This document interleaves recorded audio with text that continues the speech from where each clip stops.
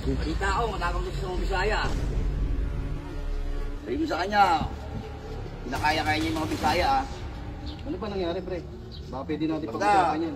Sabi mo, kayo magkita, magkakasundan. Mata-mata rin, gusto mo bra. Yor! Sira na naman yung Ferrari mo. Kaya nga, tayo na, gastos na naman to. Magkano na gas mo dyan, Yor? Ito, tagagawa ko. Boss, magkano naabot ng ano yan, boss? Mga 10k boss kasi sira din controller, nasunog. Damay lahat, tayo na. Preno, sira. Wala, nasira rin yung ano, side mirror. Pamalit lahat, Yor eh. Kaya nga eh, kabago-bago lang to, sira na naman oh. Kinakalawang na nga lahat, Yor oh. Pati si Major. Wala, nagtitipid si Mayor eh. Dami sira. Dito, Uy, dito si Jerry. Bakit, pre? gago. Balita ko, matapang gusto sa mga Bisaya. Eh, pre, mabait yun, kapatid ko. Ano ko si Jerry mo?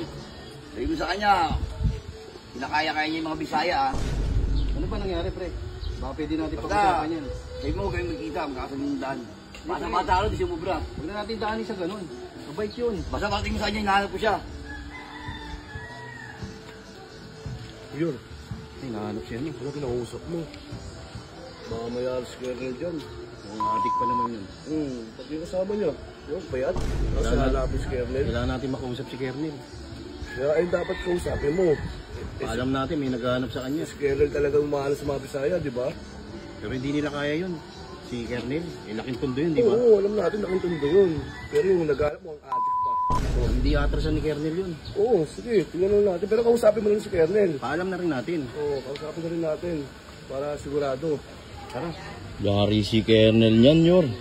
Kaya nga eh.